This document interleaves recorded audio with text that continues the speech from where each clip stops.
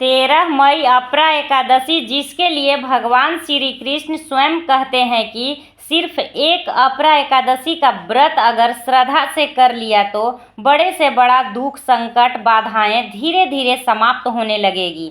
ये व्रत लाखों यज्ञ और लाखों तीर्थों के बराबर फल देने वाला है।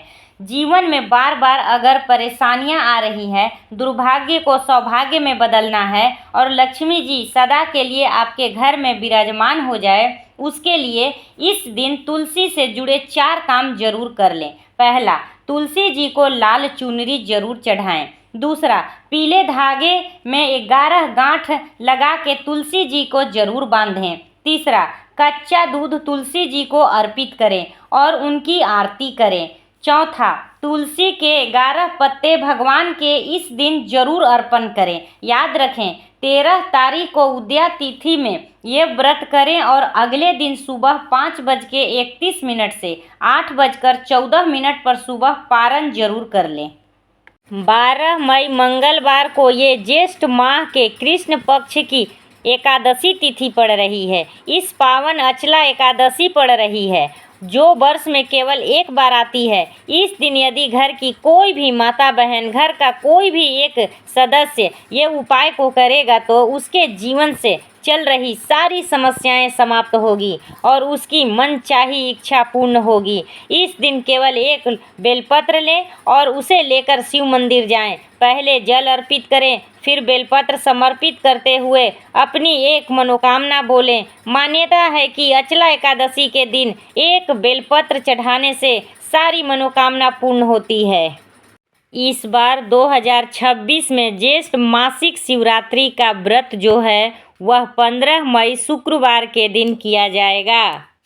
इस बार 2026 में ज्येष्ठ कृष्ण पक्ष की अपरा एकादशी का व्रत 13 मई बुधवार को किया जाएगा।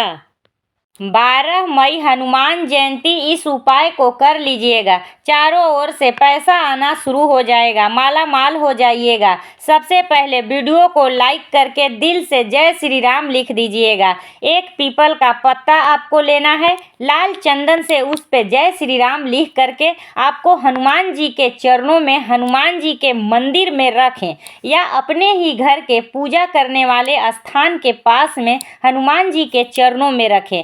जैसे रख दीजिएगा, पूजा पाठ कर लीजिएगा, धूप दिया अगरबत्ती दिखा दीजिएगा और 1 से 1.5 घंटे के बाद उस पीपल के पत्तों को जिस पर आपने जय श्री राम लिखा हुआ है, आप क्या करिएगा, अपने घर में उस स्थान पर रखें जहां पर पैसा रखते हैं।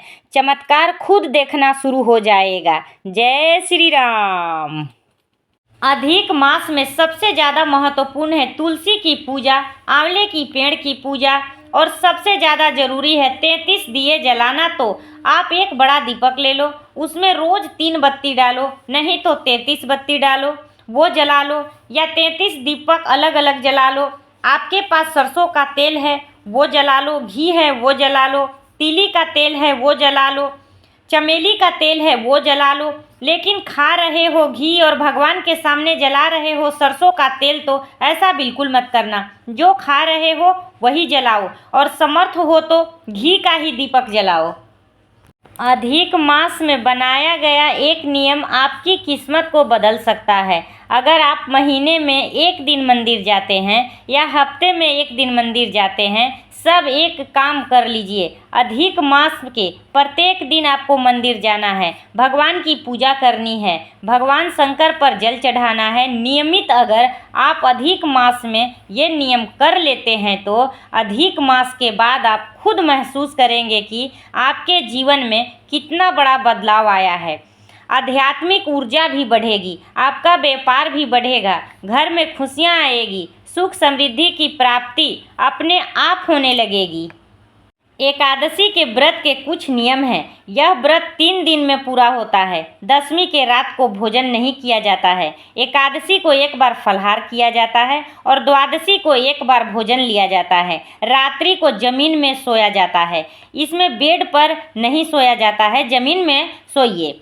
सूर्योदय से पहले स्नान कर लीजिए, तुलसी का पूजन कीजिए, गौ माता को परिक्रमा कीजिए और द्वादशी के दिन कम से कम एक ब्राह्मण को बुला करके उसे भोजन करवाइए। एकादशी के रात्रि में 12 बजे तक इसमें कीर्तन किया जाता है। आप जानते हैं कि बड़े मंगलवार के दिन सच्चे मन से की गई प्रार्थना, पूजा, आराधना कभी खाली नहीं जाती। हनुमान जी जम के कृपा बरसाते हैं। 12 मई को दूसरा मंगलवार है। इस दिन आपको अपनी इच्छा पूर्ण करनी है तो सरसों के तेल का दीपक पीपल के वृक्ष के नीचे जलाएं। ओम ऐं ह्रीं हनुमते श्री राम दूताय नमः मंत्र का कम से कम 5 मिनट तक जप करें और अपनी जो भी इच्छा है वो मन में बोल दें। आपकी इच्छा जरूर पूरी होगी। कलयुग के हनुमान जी एक ऐसे देव हैं जो अपनी भक्तों को कभी निराश नहीं करते हैं। इस वीडियो को शेयर कर दें और कमेंट में जय श्री राम जरूर लिख दें। 12 मई मंगलवार के दिन ज्येष्ठ मास की कृष्ण पक्ष की एकादशी तिथि है, जो वर्ष में केवल एक बार आती है। शास्त्रों में कहा गया है, यदि आपके घर में धन की कमी रहती है, पैसा टिकता नहीं है, घर में बार बार परेशानियां आती हो, तो इस दिन तुलसी पत्र से किया जाने वाला ये छोटा सा उपाय अवश्य करें। एकादशी के दिन 5 या 11 तुलसी के पत्ते श्रद्धा से तोड़ लें। ध्यान रखें कि तुलसी पत्र साफ और शुद्ध हो। इन्हें लेकर भगवान विष्णु या श्री हरि के मंदिर जाएं और यदि मंदिर न जा सके तो अपने घर के मंदिर में ही भगवान विष्णु या श्री कृष्ण के सामने ये उपाय कर सकते हैं। तुलसी पत्र भगवान विष्णु के चरणों में अर्पित कर दें। 13 मई ज्येष्ठ माह बुधवार अपरा एकादशी है। आज शिवलिंग पर एक सफ़ेद आंकड़े के पत्ती 3 समी पत्र चढ़ा देना। जो भी मांगोगे 3 घंटे में पूरा होगा।